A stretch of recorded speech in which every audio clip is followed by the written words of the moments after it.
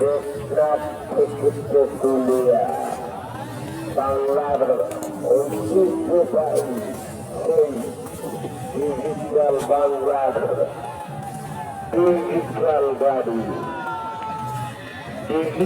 গাড়িতে এখনো যারা করতে পারেননি, তাই এদিক থেকে ঘোরাফোরা না করে চলে আসুন কাউন্টারে,